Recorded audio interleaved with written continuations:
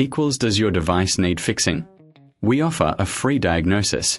We pick up and deliver right to your door, no calls or travel needed. We send you a quote before repairing, and only go ahead if you approve it. Easy, transparent, and professional. Link in description. To begin, ensure you have the following tools ready: a Phillips screwdriver, a flathead screwdriver, and a Torx T15 screwdriver.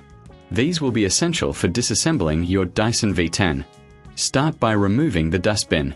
Simply press the release button and pull it away from the main body. This will give you better access to the internal components. Next, locate the screws on the back of the vacuum. Using your Phillips screwdriver, remove the 2 screws securing the rear cover. Keep these screws in a safe place as you will need them later. Once the screws are out, gently pry off the rear cover using your flathead screwdriver. Be cautious not to damage any clips during this process. With the cover removed, you can now see the trigger mechanism. If the trigger is malfunctioning, check for any obstructions or debris. A quick clean can often resolve minor issues. If the trigger is still unresponsive, it may need replacement. To do this, locate the screws holding the trigger in place and remove them with your Torx T15 screwdriver. Now, let's move on to the motor replacement.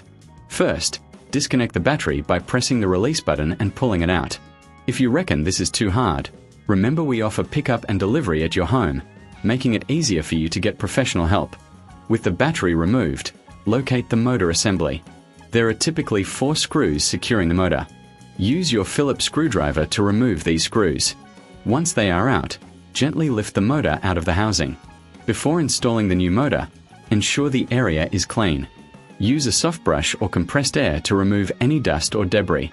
This will help maintain the efficiency of your vacuum.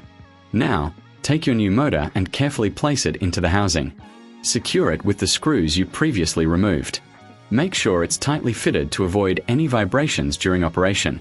Next, reinsert the battery by aligning it with the connectors and pressing it into place. Ensure it clicks securely. Now, let's focus on the battery replacement. If your battery is not holding a charge, it's time for a new one. Simply remove the old battery as described earlier and replace it with the new one. Remember to check the battery connections for any signs of wear or damage. Once everything is back in place, it's time to reattach the rear cover. Align it properly and press it down until you hear a click. Finally, replace the screws to secure the cover. Before you start using your Dyson V10 again, it's a good idea to test it. If you encounter any issues, don't hesitate to reach out for a quote before repair. We can help diagnose any problems without obligation, ensuring your vacuum is back to its best in no time. Does your device need fixing? We offer a free diagnosis. We pick up and deliver right to your door, no calls or travel needed. We send you a quote before repairing, and only go ahead if you approve it. Easy, transparent, and professional. Link in description.